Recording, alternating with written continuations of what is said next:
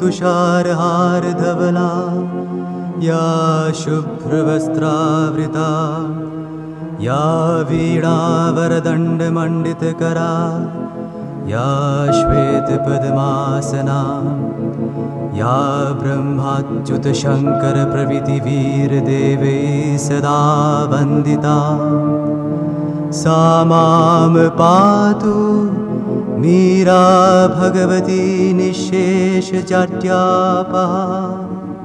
ॐ सर्वगणे सर्ववरदे सर्वदुष्टभयङ्करी सर्वदुःखहरे देवी महामीरा नमोऽस्तुते।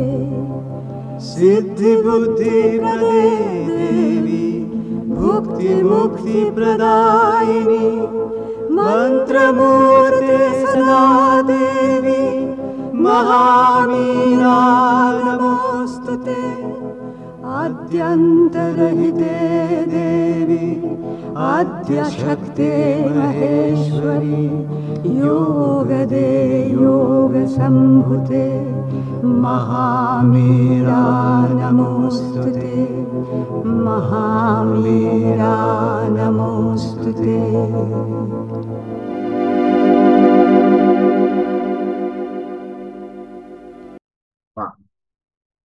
आमे आलोचना करुछंती मातृ रचनावली भाग 10 ज्ञान 79 80 चारिटा भाग बोधे आलोचना सरीगलानी। गतकाली जहाँ आलोचना थिला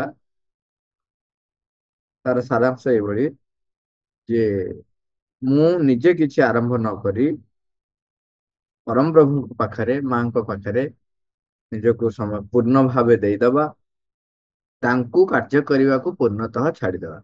सेठी भी माँ केते सुंदर भावरे हमको कार्य केमती करहब ताको वर्णना करछंती। माँ कहउछंती तुमे तांकू कहिबो एवं तुमे एते टिके भी प्रकाश न करी जो प्रयास न करी हिसाब निकास न करी से जहाँ परम प्रभु जहाँ कहिबे ताहा करिवो। एवं सेतेबेले कहउछंती यदि आमे तांको हाथ रे छाड़ी देई पारू पूरा भावरे ताहले परिस्थिति गुड़ा को सीए संगठित करिवे व्यक्ति मान को संगठित करिवे एवं आम मुखरे कलम मुनरे भी सी आनी जोगई देउथिबे हमको कौन करने को हम कौन लिखा हम सबू सबू सी करेंगे। एवं ता भितरे तापर वर्णना करछंती केमती सुंदर भाव आम परिस्थिति गुड़ा तैयारी हबो। तापर आउ गोटे कथा कहउछंती जे जो माने बुद्धि नाही तो नाही किंतु आम भलिया जो माने बुद्धि अच्छी आमे जानुछु जे परम प्रभु सब करि पारंती तांको से पूर्ण सत्य आम पाखरे विराजमान अछंती ये सब जानिथिबा व्यक्ति से माने कौन करंती कहंती जे परम प्रभु होउछंती पूर्ण सत्यर अधिकारी आउ ठीक सही कारण ही सी कथा बुझी पारिबे ना सी आमर ये मिथ्या गुड़ा को मोटे बुझी पारिबे ना तेणु मते निजको ही एगुड़ाक विषय किसी करने को पड़े। माँ कहे ये कथा भारी साधारण भाव दृष्टिगोचर होता है जो माँ इवन इफ एमान भितर केते जन व्यक्ति शुभेच्छा थाए से माने कहती जे एभली भाव से मनोभाव रखती जेहेतु परम सत्य बा भगवान पाखरे सबू किछि होछि तांकर निजर सृष्टि बा निजस्व संभावना सी तांको पाखरे मु जोटा को कहूची एई जो मिथ्या बा एई गुडा सब एमिति जो घटुची एगुड़ाक सी कौन करें कि सेगुड़ा मत ही करा पड़ो ये धारणा भी आम भितर थाए। माँ कहले तेणु यही भाया धारणा आम रखी आमे सब निजे करि पकाइबा ये जो धारणा रखा फल माँ कहते आमे मिछटारे ही विषयटी को भारी जटिल करि पकाऊ। आज आलोचना करबा माँ को प्रश्न है गोटे कथा मते अनेक समय भारी आश्चर्य लगी आमे जेतेबेले प्रभुଙ୍କ पाखरे प्रार्थना करूछु केउठारे किछि बिगिड़ी जाइछि बोली तांको बुझाइबाकू चेष्टा करूछु कागु भगवान को बुझाइबाकू चेष्टा करू सेही क्षेत्र रे मोर सर्वदा एहीपुरी एक धारणा होइथाय जे आमको सेथिलागि अत्यंत कठोर अभिनिवेश मध्य को आसीबाकू हेबो एवं प्रकृत रे जे आमठारु बहु दूर रे जाई अवस्थित रहिचंती ଆମେ ସେହିପରି ଏକ ଶକ୍ତିର ଆବାହନ କରୁଛୁ। ଏହା ପ୍ରକୃତରେ ଠିକ କି? ଅଥବା ଏହା ପ୍ରକୃତରେ, ସେ କହିକି ସେତିକି ରହିଛି କଥାଟି। ତାମାନେ ସିଏ କହୁଛନ୍ତି ଭଗବାନ ଆମଠାରୁ ଦୂରରେ ରହିଛନ୍ତି, ଆଉ ତେଣୁ ଆମେ ତାଙ୍କୁ ଯୋଉ କହିବାକୁ ଯାଉଛୁ ଆମକୁ ଟିକେ ଅଧିକ କଠୋର ଅଭିନିବେଶ ହେବାକୁ ପଡିବ। ଆଉ ଏଇଟା ଠିକ କି? ମା କହୁଛନ୍ତି ତାହା ଆମରି ଉପରେ ହିଁ ନିର୍ଭର କରୁଛି। ହଁ, କାଲି ଆ ପୂର୍ବରୁ କହିଲେ ଯେତେବେଳେ ଆମେ ଯେତେବେଳେ ପ୍ରସ୍ତୁତି ପଥରେ ରହୁଛୁ ତାକୁ ବି କହୁଛନ୍ତି ଯେ ତୁମେ ସେ କଥା ବି ଯାଇକି କହିବ ଯେ ଏହା ପରିସ୍ଥିତି, ଆଉ ମୁଁ ଏହା କଲି କିନ୍ତୁ ହେଇପାରିଲାନି। ଆଉ ତୁମେ କଣ, ମୁଁ ତ ପ୍ରାର୍ଥନା କରିଥିଲି, ତୁମେ ଆଉ ଏମିତି କାହିଁକି ହେଲା? ସେ କଥା ବି ଯାଇକି ତାଙ୍କୁ ତାଙ୍କୁ ପ୍ରାର୍ଥନା କରିବେ, ତାଙ୍କୁ ଜଣେଇବେ। କାହିଁକି ନା ପ୍ରଥମ ପ୍ରଥମ ପଦକ୍ଷେପରେ ଆମେ ଯେତେବେଳେ ଆରମ୍ଭ କରୁଛନ୍ତି ସେତେବେଳେ ଏଇ ପ୍ରକାରର ପରିସ୍ଥିତି ଆମ ପାଖରେ ରହିବ। ତେଣୁ ଏଇ ଯୋଉ ପ୍ରଶ୍ନ କଲେ, ତେଣୁ ମା ତାର ଉତ୍ତରରେ କହୁଛନ୍ତି ତାହା ଆମରି ଉପରେ ହିଁ ନିର୍ଭର କରୁଛି। ବର୍ତ୍ତମାନ ମୁଁ ତାଙ୍କୁ ସର୍ବତ୍ର ଅନୁଭବ କରିପାରୁଛି। ସେ କହିଲେ ନା ଦୂରରେ ଯାଇକି ଅବସ୍ଥିତ ଅଛନ୍ତି ଯୋଉ ଶକ୍ତିକୁ ଆମେ ଆହ୍ୱାନ କରୁଛୁ ବୋଲି। ମା କହୁଛନ୍ତି ଯେ ମୁଁ ତାଙ୍କୁ ସର୍ବତ୍ର ଅନୁଭବ କରିପାରୁଛି, ସର୍ବଦା ଅନୁକ୍ଷଣ ସେହିପରି ଅନୁଭବ କରୁଛି। ଏପରିକି ଏକ ଶାରୀରିକ ସମ୍ପର୍କ, ଏହା ସୂକ୍ଷ୍ମ ଭୌତିକ ସ୍ତରର, ତଥାପି ଏକ ଭୌତିକ ସମ୍ପର୍କ ବସ୍ତୁ ଗୁଡିକ ଭିତରେ, ବାୟୁରେ, ବ୍ୟକ୍ତି ମାନଙ୍କ ମଧ୍ୟରେ, ଠିକ ଏହିପରି। କୋଉ ଭଳିଆ? ମା କହୁଛନ୍ତି ହାତ ଦୁଇଟିରେ ନିଜ ମୁହଁ ଉପରେ ଆଣି ଚାପି ଧରିଲେ। ସେମାନେ ପୁରା ସ୍ଥୂଳ ଭାବରେ ସୂକ୍ଷ୍ମ ଭୌତିକ ସ୍ତରରେ ଯଦିଓ ତାଙ୍କର ସେ ସମ୍ପର୍କଟି ରହୁଛି, ତାମାନେ କିନ୍ତୁ ସ୍ଥୂଳ ଭାବରେ ଯେପରି ଛୁଇଁ ହବ, ଯେମିତି ପୁରା ଭୌତିକ, ସେଥିପାଇଁ ବାରମ୍ବାର ସେ କହୁଛନ୍ତି ଭୌତିକ ସମ୍ପର୍କ ଏଇ ତାଙ୍କ ସହିତ ସେ ଅନୁଭବ କରି ଆମେ ପାରିବା। ଏ ପ୍ରକାର ସ୍ଥିତି ହେଇପାରିବ। ମା କହୁଛନ୍ତି ତେଣୁ ସେଥିଲାଗି ଆଦୌ ଦୂରକୁ ଯିବା ଦରକାର ନାହିଁ, ମତେ କେବଳ ଏତିକି କରିବାକୁ ପଡୁଛି। କଣ କହୁଛନ୍ତି ମା? ଯେ ମା ଆପଣାର ହାତ ଦୁଇଟିକୁ କିଞ୍ଚିତ ପରିମାଣରେ ଭିତର ଆଡକୁ ବୁଲାଇ ଦେଖାଇଦେଲେ। ତାମାନେ ଅନ୍ତର ଭିତରକୁ ଆମକୁ ଯିବାକୁ ପଡିବ। କିଛି ମା କହୁଛନ୍ତି କେବଳ ଗୋଟିଏ ସେକେଣ୍ଡର ଅଭିନିବେଶ, ତାପରେ ସେ ଏଇଠି ଆସି ଅନୁଭୂତ ହେଉଛନ୍ତି। ସେ ସେଇଠାରେ ରହିଛନ୍ତି, ସର୍ବତ୍ର ରହିଛନ୍ତି। ଆମେ ଯେତେବେଳେ ସେ ଦୂରରେ ଅଛନ୍ତି ବୋଲି ଭାବୁଛୁ, କେବଳ ସେତିକି ବେଳେ ହିଁ ସେ ଦୂରବର୍ତ୍ତୀ ହୋଇଯାଉଛନ୍ତି। ଏଇଠି ସେ ଶବ୍ଦଟି ଆମେ ମନେ ପକେଇବା। ଆମେ ଠାକୁରଙ୍କୁ ଯୋଉ କହୁ ଭାବଗ୍ରାହୀ, ଭାବକୁ ସେ ଗ୍ରହଣ କରନ୍ତି। ଆମେ ଯେତେବେଳେ ଭାବୁଛୁ ଯେ ସେ ଆମ ଠାରୁ ଦୂରରେ ଅଛନ୍ତି, ସେତେବେଳେ ସେ ଦୂରବର୍ତ୍ତୀ ହେଇଯାଆନ୍ତି। ନଚେତ୍ ସେ ସବୁବେଳେ ଏଇ ଆମ ହୃଦୟ ଭିତରେ ରହିଛନ୍ତି, ଆମ ଭିତରେ ରହିଛନ୍ତି, ଆମ ଚତୁଃପାର୍ଶ୍ଵରେ ରହିଛନ୍ତି, ସର୍ବତ୍ର ଆମ ସହିତ ସେ ରହିଛନ୍ତି। ଏଇ ଅନୁଭବଟି ଭୌତିକ ଭାବରେ ମା କହୁଛନ୍ତି ମୁଁ କରୁଛି। ତେଣୁ ଆମେ ସେଇ ଅନ୍ତରାତ୍ମା ବା ଆମ ଭିତରେ ଥିବା ସତ୍ୟ ସହିତ ଆମ ସମ୍ପର୍କଟି ଯେତେ ନିବିଡ଼ ହବ, ସେ ସମ୍ପର୍କଟିକୁ ଆମେ ଅଧିକରୁ ଅଧିକ ଅନୁଭବ କରିପାରିବା ଭୌତିକ ଭାବରେ ମଧ୍ୟ। ମା କହୁଛନ୍ତି ସିଏ ସେଇଠାରେ ରହିଛନ୍ତି, ସର୍ବତ୍ର ରହିଛନ୍ତି। ଆମେ ଯେତେବେଳେ ସେ ଦୂରରେ ଅଛନ୍ତି ବୋଲି ଭାବୁଛୁ, କେବଳ ସେତିକି ବେଳେ ହିଁ ସିଏ ଦୂରବର୍ତ୍ତୀ ହୋଇଯାଉଛନ୍ତି। ଏଥିରେ କୌଣସି ସନ୍ଦେହ ନାହିଁ ଯେ ଆମେ ଯେତେବେଳେ ଏହି ଯାବତୀୟ ଲୋକ ଗୁଡିକର କଥା ଭାବିବାକୁ ଆରମ୍ଭ କରୁଛୁ, ବିଶ୍ୱ ଚେତନାର ଯାବତୀୟ ଭୂମି ଗୁଡିକ ବିଷୟରେ ଚିନ୍ତା କରୁଛୁ, ଏବଂ ସିଏ ଏହି ସବୁ କିଛିର ଶେଷରେ ଏକାବେଳକେ ସେ ପାଖରେ ଯାଇ ରହିଛନ୍ତି ବୋଲି ଭାବିବାକୁ ଲାଗୁଛୁ। ଆମେ ଯେତେବେଳେ ଭିନ୍ନ ଭିନ୍ନ ଲୋକ, ସୂକ୍ଷ୍ମ ସ୍ତରରେ ଭିନ୍ନ ଭିନ୍ନ ସ୍ତରର ସତ୍ତା ମାନଙ୍କ ସମ୍ପର୍କରେ ଆମେ ଯେତେବେଳେ ଭାବୁଛୁ, ସେତେବେଳେ ଆମେ ଭାବୁଛୁ ଯେ ସିଏ ଇଏ ଚେତନାର ବହୁତ ଉର୍ଦ୍ଧ୍ୱରେ ଅଛନ୍ତି, ଭଗବାନ ଉର୍ଦ୍ଧ୍ୱରେ ରହିଛନ୍ତି, ଏଇଟା ଆମେ ଭାବୁଛୁ। କିନ୍ତୁ ଆମେ ସେତେବେଳେ ଭୁଲି ଯାଉଛୁ ଭଗବାନ ବ୍ୟକ୍ତିଗତ ବି ହଉଛନ୍ତି, ବିଶ୍ୱାତୀତ ବିଶ୍ୱଗତ, ତା ସହିତ ବ୍ୟଷ୍ଟିଗତ ବି ହେଇଛନ୍ତି। ତେଣୁ ଆମେ ଏଇ ଧାରଣାଟି ଭୁଲି ଯାଉଛୁ। ସେତେବେଳେ ଆମେ ଭାବୁଛୁ ଯେ ସବୁ କିଛି ଶେଷରେ ଏକା ବେଳକେ ସେ ପାଖରେ ଯାଇ ରହିଛନ୍ତି ବୋଲି ଭାବିବାକୁ ଲାଗୁଛୁ। ସେତିକି ବେଳେ ହିଁ ସିଏ ଆମ ଠାରୁ ବହୁତ ବହୁତ ଦୂରକୁ ଚାଲି ଯାଉଛି। ମା ଏ କଥା କହିକି ମା ଟିକେ ହସୁଛନ୍ତି। ତାପରେ କହୁଛନ୍ତି ମାତ୍ର ସେ ସର୍ବତ୍ର ରହିଛନ୍ତି ବୋଲି ଯେତେବେଳେ ଭାବୁଛୁ, ସିଏ ସକଳ ବସ୍ତୁରେ ପରିଣତ ହୋଇ ରହିଛନ୍ତି ଓ କେବଳ ଆମ ନିଜର ଅବବୋଧ ସକାଶେ ହିଁ ଆମେ ତାଙ୍କୁ ଦେଖିବାରୁ ଏବଂ ଅନୁଭବ କରିବାରୁ ବଞ୍ଚିତ ହୋଇ ରହୁଛୁ ବୋଲି ଜାଣୁଛୁ। ଆମେ ଯେତେବେଳେ ଭାବିବା ଯେ ସେ ସର୍ବତ୍ର ରହିଛନ୍ତି, ତାପରେ ଆମେ ଜାଣିପାରିବା ଯେ ଆମେ ଆମର ନିଜର ଅବବୋଧ ସକାଶେ ଆମେ ତାଙ୍କୁ ଅନୁଭବ କରିପାରୁନୁ, କିନ୍ତୁ ସେ ସବୁ ଜାଗାରେ ଅଛନ୍ତି। ତାପରେ ମା କହୁଛନ୍ତି ସେତେବେଳେ ଆମକୁ କେବଳ ଏତିକି ମାତ୍ର କରିବାକୁ ପଡିବ। ମା ନିଜ ହାତ ଦୁଇଟିକୁ ଭିତର ଆଡକୁ ନିର୍ଦ୍ଦେଶିତ କରି ଦେଖାଇ ଦେଲେ। ମାନେ ସବୁବେଳେ କହୁଛନ୍ତି ଆମକୁ ଅନ୍ତର ଭିତରକୁ ଯିବାକୁ ପଡିବ, ଏପରି କରିବାକୁ ପଡିବ, ଏପରି କରିବାକୁ ପଡିବ, ପୁଣି ଏପରି କରିବାକୁ ପଡିବ। ମା ଥରେ ହାତ ଦୁଇଟିକୁ ଭିତର ଆଡକୁ ନିର୍ଦ୍ଦେଶିତ କରିଦେଲେ ଓ ପୁଣି ବାହାର ଆଡକୁ ନିର୍ଦ୍ଦେଶିତ କଲେ। ଏହିପରି ଏକାଧିକ ଥର ପାଇଁ କଲେ।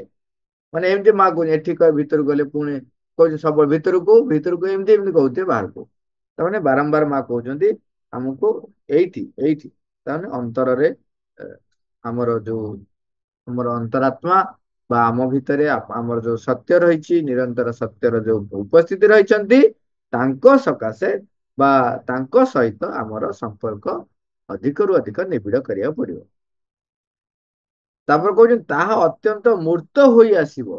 ଆମକୁ ବର୍ତ୍ତମାନ ଲାଗୁଛି ଯେମିତି ହଁ ମୁଁ ଏଗୁଡା ସବୁ କଥାରେ, ମା କହୁଛନ୍ତି ନା, ସିଏ ପୁରା ମୂର୍ତ୍ତ ହବ, ମାନେ କଂକ୍ରିଟ, ଯୋଉଟା ଇଂରାଜୀରେ ଆମେ କହୁଛୁ କଂକ୍ରିଟ, ତାକୁ ଓଡିଆରେ କୁହାଯାଉଛି ତାହା ମୂର୍ତ୍ତ ହବ। କଂକ୍ରିଟ ମାନେ ଏଇ ବର୍ତ୍ତମାନ ଆମେ ଜିନିଷକୁ ଛୁଇଁ ପାରୁଛନ୍ତି, ଆମେ ଧରି ପାରୁଛନ୍ତି, ଏଇଟା ପୁରା କଂକ୍ରିଟ ନା, ଏଇଭଳିଆ କଂକ୍ରିଟ ହବ ମା କହୁଛନ୍ତି। ତାହା ଅତ୍ୟନ୍ତ ମୂର୍ତ୍ତ ହୋଇ ଆସିବ, ତୁମେ ଏପରି କରିବ। ବାହାର ଆଡକୁ ନିର୍ଦ୍ଦେଶିତ କରିଦେଲେ। ସେତେବେଳେ ସବୁ କିଛି କୃତ୍ରିମ, କଠିନ, ଶୁଷ୍କ, ମିଥ୍ୟାମୟ, ଅସତ୍ୟ, ଅବାସ୍ତବ ହୋଇଯିବ। ମାନେ ଯେତେବେଳେ ଆମେ ବାହାରେ ନିଜକୁ ମାନେ କଣ ସେଇଠି ସଂକେନ୍ଦ୍ରିତ କରୁଛନ୍ତି, ସବୁ ଜିନିଷ ବାହାରକୁ ଗୁରୁତ୍ୱ ଦଉଛନ୍ତି, ଆମର ସାଧାରଣତଃ ହୁଏ କଣ, ଆମେ ଅର୍ଥ ଉପରେ ଆଶା ରଖୁ, ଧନ ଉପରେ, ଯୋଉ ଧନ ନା, ଧନ ମତେ ବଞ୍ଚେଇବ ଏବଂ ମୋର ବ୍ୟକ୍ତିତ୍ୱ ଯୋଉଟା ବାହାରେ ପ୍ରତିଷ୍ଠା କରିବାକୁ ଚାହେଁ, ଏବଂ ମୋର ଯୋଉ ଲୋକ ସମ୍ପର୍କ ରହିଛି, ମୋର ଯୋଉ କ୍ଷମତା ରହିଛି, ମତେ ଏଇଗୁଡାକ ସବୁ ମୋ ପାଇଁ ଆସେଟ ବୋଲି ମୁଁ ଯେତେ ଯେତେ ବାହାରେ ନିଜକୁ ଅଭିନିବେଶିତ କରି ରଖୁଥିବି, ସେତେ ସେତେ କଣ ହବ ନା, ଆଉ ସବୁ କିଛି କୃତ୍ରିମ, କଠିନ, ଶୁଷ୍କ, ମିଥ୍ୟାମୟ, ଅସତ୍ୟ ଏବଂ ଅବାସ୍ତବ ହେଇଯିବ। ତାପରେ ଭିତର ଆଡୁ ନିର୍ଦ୍ଦେଶିତ କରିକି ମା କହୁଛନ୍ତି ମାତ୍ର ତୁମେ ଏପରି କରିବ ଏବଂ ତେବେ ସବୁ କିଛି ପ୍ରସାରିତ ହୋଇଯିବ। ମାନେ ଦିଟା କଥା, ଯେତେବେଳେ ଆମେ ବାହାରେ ବଞ୍ଚିବା ସେତେବେଳେ ଆମକୁ ସବୁ ଅବାସ୍ତବ, ମିଥ୍ୟା, ଶୁଷ୍କ ଭଳି ଲାଗିବ, ଏବଂ ଯେତେବେଳେ ଭିତର ଆଡକୁ ନିର୍ଦ୍ଦେଶିତ କରି ମା କହୁଛି ଯେତେବେଳେ ସେଇଠି ଏପରି କରିବ ବା ବସବାସ କରିବ, ତେବେ ସବୁ କିଛି ପ୍ରସାରିତ ହୋଇଯିବ, ଶାନ୍ତ, ଦୀପ୍ତ, ସ୍ଥିର, ପରିବ୍ୟାପ୍ତ ଏବଂ ଆନନ୍ଦମୟ ହୋଇ ଆସିବ। ଯେତେ ଯେତେ ଆମେ ଅନ୍ତରରେ ବସବାସ କରିବାକୁ ଆରମ୍ଭ କରିବା, ସେତେ ସେତେ ଆମର ବ୍ୟାପକତା ବଢି ବଢି ଚାଲିବ, ସଂକୀର୍ଣ୍ଣତାରୁ ଆମେ ଧୀରେ ଅଧିକରୁ ଅଧିକ ପ୍ରସାର ଏବଂ ବ୍ୟାପ୍ତ ହେଇଯିବା। ସେତେବେଳେ ଆଉ ନିଜସ୍ୱ ବ୍ୟକ୍ତିଗତ ଧାରଣା ଆଉ ରହିବନି, ମୋ ପାଇଁ ବୋଲି ଆଉ ବ୍ୟାକୁଳ ହେବେନି। ସେତେବେଳେ ପୁରା ଏକ ଦୀପ୍ତିମୟ, ସ୍ଥିର, ପରିବ୍ୟାପ୍ତ ଚେତନା ଆମ ପାଖରେ ଆସି ପହଞ୍ଚିବ, ଆନନ୍ଦମୟ ହୋଇ ଆସିବ ମା କହୁଛନ୍ତି। ତାପରେ ପୁଣି କହୁଛି କେବଳ ଏହିପରି କରିବାକୁ ପଡିବ। ମା ଏକାଧିକ ଥର ହାତ ଦୁଇଟିକୁ ଭିତର ଆଡକୁ ନିର୍ଦ୍ଦେଶିତ କରିଦେଲେ ଓ ତାପରେ ପୁଣି ବାହାର ଆଡକୁ ନିର୍ଦ୍ଦେଶିତ କରିଦେଲେ। ସେଥିପାଇଁ ସବୁବେଳେ କହୁଛନ୍ତି କେନ୍ଦ୍ରସ୍ଥ ସତ୍ତା ଆମ ଭିତରେ ଯୋଉ ରହିଛନ୍ତି, ତାଙ୍କୁ କେନ୍ଦ୍ର କରିକିରି ଆମର ଅନ୍ୟ ସବୁ କାର୍ଯ୍ୟ ଗୁଡିକ ସଂଗଠିତ ହବା କଥା। ସେଇଟାକୁ ମା ଏଠି ସରଳ ଭାବରେ କହୁଛନ୍ତି, ଭିତରକୁ ନିଜ ଆଡକୁ ଅନ୍ତରରେ ବସବାସ କରିବାକୁ ହବ। ଏବଂ ବାରମ୍ବାର କହୁଛନ୍ତି ଆମେ ଯେତେବେଳେ ଭାବୁଛୁ ସେ ସର୍ବତ୍ର ଉପସ୍ଥିତ ଅଛନ୍ତି, ସେତେବେଳେ ସେ ସର୍ବତ୍ର ଆମେ ଅନୁଭବ କରିପାରିବା, ଭୌତିକ ଭାବରେ ବି ଅନୁଭବ କରିପାରିବା ବୋଲି ଲେଖୁଛନ୍ତି। ଆମେ ଯେତେବେଳେ ଭାବିବା ଯେ ସିଏ ଯାବତୀୟ ଭୂମି ଗୁଡିକ ବହୁ ଊର୍ଦ୍ଧ୍ୱରେ ଅଛନ୍ତି, ତାହେଲେ ସେ ବହୁ ଊର୍ଦ୍ଧ୍ୱରେ ବି ରହିବେ।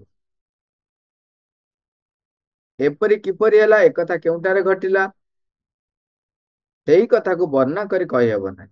ଏହା କେବଳ ଚେତନାର ଏକ ଗତିସ୍ପନ୍ଦନ ବ୍ୟତୀତ ଆଦୌ ଅନେକ କିଛି ନୁହେଁ, କେବଳ ଚେତନାର ହିଁ ଏକ ଗତିସ୍ପନ୍ଦନ। ଏବଂ ସେହି ପ୍ରକ୍ରିୟାରେ ଯଥାର୍ଥ ଚେତନା ଏବଂ ଅପ୍ରକୃତ ଚେତନା ମଧ୍ୟରେ ରହିଥିବା ପାର୍ଥକ୍ୟଟିକୁ ଅଧିକରୁ ଅଧିକ ସୁନିର୍ଦ୍ଦିଷ୍ଟ ହୋଇ ଆସୁଥିବ ଏବଂ ଯୁଗପତ୍ ଭାବରେ କୃଶ ବି ହୋଇ ଆସୁଥିବ। ଧୀରେ ଧୀରେ ଏଇ ଯୋଉ ବାହାର ଅପ୍ରକୃତ ଚେତନା, ସିଏ କମି କମି କମି କମି ତାର କ୍ଷୀଣ ହେଇ ହେଇ ଚାଲୁଥିବ। ଏଇଠି ମଧ୍ୟରୁ ବାହାରକୁ ବାହାରି ଆସିବା ଲାଗି ତୁମକୁ ମୋଟେ କୌଣସି ବଡ ବଡ କଥା କରିବାକୁ ପଡିବ ନାହିଁ।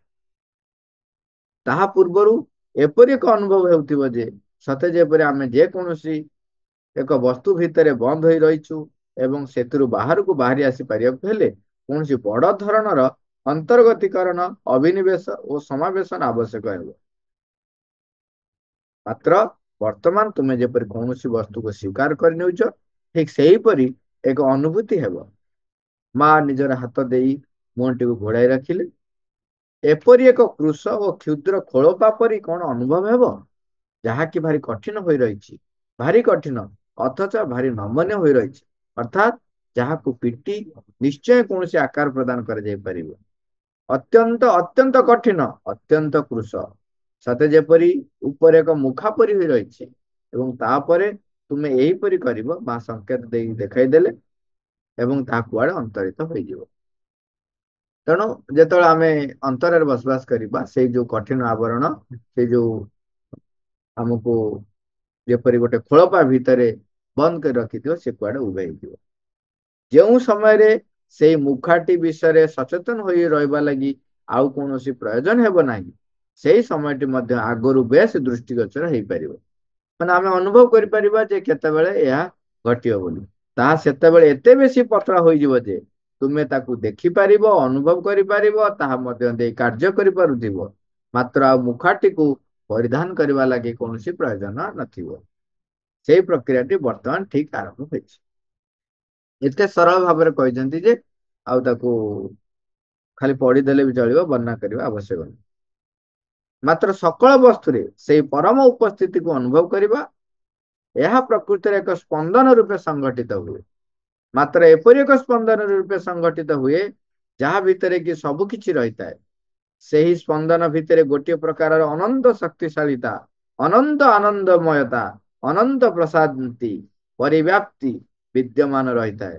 ସେଗୁଡ଼ିକର ଆଦୌ କୌଣସି ଅନ୍ତ ନଥାଏ। ମାତ୍ର ଏହା କେବଳ ଏକ ସ୍ପନ୍ଦନ। ଏହା ମାତ୍ର ଏହାକୁ ଆମେ ଭାବି ବି ପାରିବା ନାହିଁ। ତେଣୁ ସେ ବିଷୟରେ କିଛି କହି ମଧ୍ୟ ପାରିବା ନାହିଁ। ଯଦି ଭାବି ବସିବ, ତେବେ ଭାବିବାକୁ ଆରମ୍ଭ କରିବା ମାତ୍ରକେ ପୁନର୍ବାର ସମସ୍ତ ଗଡ଼ବଡ଼ଟି ଆରମ୍ଭ ହୋଇଯିବ। ସେ ଯୋଉ ଭାବିବ ନାହିଁ, ଭାବନା ଆସିଲେ କଣ ହବ, ଆମର ମନ ସଂକୀର୍ଣ୍ଣ, ତେଣୁ ସେ ତାକୁ ସଂକୀର୍ଣ୍ଣତା ଭିତରେ ପୁଣି ବାନ୍ଧିଦବ। ସେଇ କାରଣରୁ ହିଁ ତାହା ବିଷୟରେ କିଛି କୁହାଯାଇ ପାରିବ ନାହିଁ। ନାଇଁ, ସେ ଅନେକ ଦୂରରେ ଅଛନ୍ତି। ତୁମେ ସେଇପରି ଭାବୁଛ ବୋଲି ସେ ପ୍ରକୃତରେ ଅନେକ ଦୂରରେ ରହିଛନ୍ତି। ଏପରିକି ତୁମେ ଜାଣିଥିବ ସେ ସେଇଠାରେ ଅଛନ୍ତି ବୋଲି। ଏହିପରି ଭାବରେ ମା ଅନେକ ଥର ଇଙ୍ଗିତ ଦେଖାଉଛନ୍ତି। ମା ନିଜ ମୁହଁଟିକୁ ଘୋଡ଼ାଇ ରଖିବାର ଇଙ୍ଗିତ କଲେ। ତୁମେ ଯଦି ଭାବିଲ ତୁମକୁ ସ୍ପର୍ଶ କରି ରହିଛନ୍ତି, ଯଦି ତୁମେ ଅନୁଭବ କରିପାରିବ, ଏଇ ସ୍ପର୍ଶ ଜଣେ ବ୍ୟକ୍ତି ସ୍ପର୍ଶ କରିବାର ଅନୁଭବ ପରି ଆଦୌ ନୁହେଁ। ଏହା ମୋଟେ ସେପରି ନୁହେଁ। ଏହା ତୁମ ବାହାରୁ ପ୍ରାପ୍ତ ହେଉଥିବା କୌଣସି ବାହ୍ୟ ସ୍ପର୍ଶ ନୁହେଁ। ତାହା ଆଦୌ ବାହାରୁ ତୁମ ପାଖକୁ ଆସେ ନାହିଁ। ନା, ମୋଟେ ସେପରି ନୁହେଁ। ତାହା ସର୍ବତ୍ର ବିଦ୍ୟମାନ ରହିଥାଏ। ଜମାରୁ ବାହାରୁ ଆସିକି ଭଗବାନ ଆମକୁ ସ୍ପର୍ଶ କରନ୍ତି ବୋଲି ମନା କରୁଛି। ମା କହୁଛନ୍ତି ବାହାରୁ କିଛି ନୁହଁ, ମାନେ ଆମର ସର୍ବତ୍ର ରହିଛନ୍ତି। ଆମ ଅନ୍ତରରୁ ଆମେ ତାଙ୍କର ସେଇ ଯୋଉ ଭୌତିକ ସ୍ପର୍ଶ ଆମେ ନିଜେ ଅନୁଭବ କରିବା। ତାହା ସର୍ବତ୍ର ବିଦ୍ୟମାନ ରହିଥାଏ। ତୁମେ ସେତେବେଳେ ଅନୁଭବ କର, ସର୍ବତ୍ର ସର୍ବତ୍ର ସର୍ବତ୍ର, ଭିତରେ ବାହାରେ ସବୁଠାରେ, ଏକାବେଳକେ ସବୁଠାରେ କେବଳ ତାଙ୍କୁ ହିଁ ଅନୁଭବ କରିବାକୁ ଲାଗ। ତାଙ୍କ ବ୍ୟତୀତ ଆଉ କିଛି ହେଲେ ଅନୁଭବ କରିପାର ନାହିଁ। କେବଳ ତାହାଙ୍କୁ ହିଁ, ତାଙ୍କର ସ୍ପନ୍ଦନକୁ ହିଁ ଅନୁଭବ କରିପାର। ନାଇଁ, ତୁମକୁ ସେଇଟାକୁ ଏକାବେଳକେ ବନ୍ଦ କରିଦେବାକୁ ପଡିବ। କୋଉଟାକୁ? ଲେଖୁଛନ୍ତି ମୁଣ୍ଡରେ ଭାବିବାଟାକୁ ଏକାବେଳକେ ବନ୍ଦ କରିଦେବାକୁ ପଡିବ। ସେଇଟାକୁ ବନ୍ଦ ନ କରିଥିବା ପର୍ଯ୍ୟନ୍ତ ତୁମେ ସେଇ ଅସଲ ପରମ ବସ୍ତୁଟିକୁ କଦାପି ଦେଖିପାରିବ ନାହିଁ। ତୁମେ ଖାଲି ତୁଳନା ଖୋଜି ବୁଲୁଥବ, ଏଇଟା ଏପରି, ଏଇଟା ସେପରି ବୋଲି କହୁଥିବ। ଏବଂ ଏହିପରି କେତେ କେତେ ଥର ହୋଇଯାଏ ଯେ ଏକ ଅନୁଭୂତି, ଏହାର କୌଣସି ସାକାରତା ନଥାଏ। ହୁଏତ ଆକାର ଥାଏ, ତଥାପି ଆକାର ନଥାଏ। ତାହାକୁ ଶବ୍ଦ ଦେଇ ଆଦୌ କହିହେବ ନାହିଁ। କେହି ଅନାଇ ରହିଥିବା ପରି ଅନୁଭବ ହେଉଥିବ, ମାତ୍ର ତୁମେ କୌଣସି ଆଖି ଦେଖିପାରୁନଥିବ। କୌଣସି ଆଖି ନଥିବ, ତଥାପି ଏକ ଦୃଷ୍ଟିପାତ ରହିଥିବ। ଏକ ଦୃଷ୍ଟିପାତ ରହିଥିବ, ଏକ ଦରହାସ୍ୟ ବି ଥିବ। ମାତ୍ର ପାଟି ନଥିବ କି ମୁହଁ ନଥିବ। ତଥାପି କେହି ମୁରୁକି ମୁରୁକି ହସୁଥିବ। କେହି ଅନାଇ ଦେଖୁଥିବ ଏବଂ ମା କହୁଛନ୍ତି, ହସୁଛନ୍ତି, ହସି ହସି କହୁଛନ୍ତି, କେହି କେହି ମୁରୁକି, କେହି ମୁରୁକି ମୁରୁକି ହସୁଥିବ, କେହି ଅନାଇ ଦେଖୁଥିବ, ଏବଂ ସେତେବେଳେ ତୁମେ ଏଇ କଥା ଅବଶ୍ୟ କହିବ, ପ୍ରଭୁ, ପ୍ରକୃତରେ ମୁଁ ଅତ୍ୟନ୍ତ ନିର୍ବୋଧ। ମାତ୍ର ସିଏ ହସୁଥିବ, ତୁମେ ହସୁଥିବ, ତୁମକୁ ଖୁସି ଲାଗୁଥିବ। ମା କହୁଛନ୍ତି ନା, ସେ କଥା ମୋଟେ କହି ହେବ ନାହିଁ, ମୋଟେ ବୁଝାଇ ଦେଇ ହେବ ନାହିଁ। ତୁମେ ଯାହା କିଛି କହିବ ପଛକେ ତଦ୍ୱାରା ଆଉ ଆଦୌ କିଛି କୁହା ହେଇପାରିବ ନାହିଁ, କିଛି କୁହାହେବ ନାହିଁ। ମା ବର୍ଣ୍ଣନା କରୁଛନ୍ତି ଯେ ଯେତେବେଳେ ଆମେ ଅନ୍ତରସ୍ଥ କେନ୍ଦ୍ରସ୍ଥ ସତ୍ତାରେ ଆମେ ବଞ୍ଚିବାକୁ ଆରମ୍ଭ କରିବା ଏବଂ ତାଙ୍କୁ କେନ୍ଦ୍ର କରି ଆମର ବାହ୍ୟ ଜୀବନ ଯେତେବେଳେ ସଂଗଠିତ ହେବ, କଣ ଅନୁଭବ ହବ ତାହା କେତେ ସରଳ ଭାବରେ କହୁଛନ୍ତି। ବା କହୁଛନ୍ତି ଅ ତାହା ସର୍ବତ୍ର ବିଦ୍ୟମାନ ରହିଥାଏ, ତୁମେ ସେତେବେଳେ ଅନୁଭବ କର। ମୁଁ ଆଉ ଥରେ ପଢି ଦଉଛି ତାଙ୍କ ଲେଖାଟିକୁ। ତୁମେ ସେତେବେଳେ ଅନୁଭବ କର, ସର୍ବତ୍ର ସର୍ବତ୍ର ସର୍ବତ୍ର, ଭିତରେ ବାହାରେ ସବୁଠାରେ, ଏକା ବେଳକେ ସବୁଠାରେ କେବଳ ତାଙ୍କୁ ହିଁ ଅନୁଭବ କରିବାକୁ ଲାଗ। ତାଙ୍କ ବ୍ୟତୀତ ଆଉ କିଛି ହେଲେ ଅନୁଭବ କରିପାର ନାହିଁ। କେବଳ ତାହାଙ୍କୁ ହିଁ, ତାଙ୍କର ସ୍ପନ୍ଦନକୁ ହିଁ ଅନୁଭବ କରିପାର। ନାଇଁ, ତୁମକୁ ସେ ମୁଣ୍ଡରେ ଭାବିବାଟାକୁ ଏକା ବେଳକେ ବନ୍ଦ କରିଦେବାକୁ ପଡିବ। ସେଇଟାକୁ ବନ୍ଦ ନ କରିଥିବା ପର୍ଯ୍ୟନ୍ତ ତୁମେ ସେଇ ଅସଲ ପରମ ବସ୍ତୁଟିକୁ କଦାପି ଦେଖିପାରିବ ନାହିଁ। ତୁମେ ଖାଲି ତୁଳନା ଖୋଜି ବୁଲୁଥିବ, ଏଇଟା ଏପରି, ଏଇଟା ସେପରି ବୋଲି କହୁଥିବ। ତାପରେ ମା କହୁଛନ୍ତି, ଏବଂ ଏପରି କେତେ କେତେ ଥର ହୋଇଯାଏ ଯେ ଏକ ଅନୁଭୂତି, ମାନେ ଏଇ ଅନୁଭୂତିଟି ବାରମ୍ବାର ଆମ ପାଖରେ ଆସି ପହଞ୍ଚିବ। ଏହାର କୌଣସି ସାକାରତା ନଥାଏ, କିନ୍ତୁ ହୁଏତ ଆକାର ଥାଏ, ତଥାପି ଆକାର ନଥାଏ। ତାହାକୁ ଶବ୍ଦ ଦେଇ ଆଦୌ କହିହେବ ନାହିଁ। କେହି ଅନାଇ ରହିଥିବା ପରି ଅନୁଭବ ହେଉଥିବ, ମାତ୍ର ତୁମେ କୌଣସି ଆଖି ଦେଖି ପାରୁନଥିବ। କୌଣସି ଆଖି ନଥିବ, ତଥାପି ଏକ ଦୃଷ୍ଟିପାତ ରହିଥିବ। ଏକ ଦୃଷ୍ଟିପାତ ରହିଥିବ, ଏକ ଦରହାସ୍ୟ ବି ଥିବ, ମାତ୍ର ପାଟି ନଥିବ କି ମୁହଁ ନଥିବ। ତଥାପି କେହି ମୁରୁକି ମୁରୁକି ହସୁଥିବ, କେହି ଅନାଇ ଦେଖୁଥିବ, ଏବଂ ମା ହସୁଛନ୍ତି। ଏବଂ ସେତେବେଳେ ତୁମେ ଏହି କଥା ଅବଶ୍ୟ କହିବ, ପ୍ରଭୁ, ପ୍ରକୃତରେ ମୁଁ ଅତ୍ୟନ୍ତ ନିର୍ବୋଧ। ମାତ୍ର ସିଏ ହସୁଥିବ, ତୁମେ ହସୁଥିବ, ତୁମକୁ ଖୁସି ଲାଗୁଥିବ। ମା କହୁଛନ୍ତି ଏ କଥା ମୋଟେ କହିହେବ ନାହିଁ। ନା, ସେ କଥାକୁ ମୋଟେ କହିହେବ ନାହିଁ, ମୋଟେ ବୁଝାଇ ଦେଇ ହେବ ନାହିଁ। ତୁମେ ଯାହା କିଛି କହିବ ପଛକେ ତଦ୍ୱାରା ଆଦୌ କିଛି କୁହା ବି ପାରିବ ନାହିଁ, କିଛି କୁହାହେବ ନାହିଁ। ତାମାନେ ଆମେ ଅନୁଭବ କରୁଥିବା ପୁରା ଭୌତିକ ଭାବରେ, ସ୍ପଷ୍ଟ ଭାବରେ, ଯେପରି ମୋ ଚତୁଃପାର୍ଶ୍ଵରେ ସେ ରହିଛନ୍ତି ଏବଂ ମୋତେ ତାଙ୍କରି ଯୋଉ ବାହୁ ବେଷ୍ଟନୀ ମଧ୍ୟରେ କିପରି ସଂଗଠିତ କରି, କିପରି ସୁରକ୍ଷିତ କରି କାର୍ଯ୍ୟରେ ମତେ ଆଗେଇ ଆଗେଇ ନେବେ, ମୋର ଅଗ୍ରଗତି, ମୋର ସବୁ କିଛି ତାଙ୍କ ହାତରେ ରହିଯାଇଛି। ମା 12 ଅକ୍ଟୋବର 1962 ଏଇଟା ଆଲୋଚନା ହେଇଥିଲା। ମା, ଥ୍ୟାଙ୍କ ୟୁ ଅଲ୍।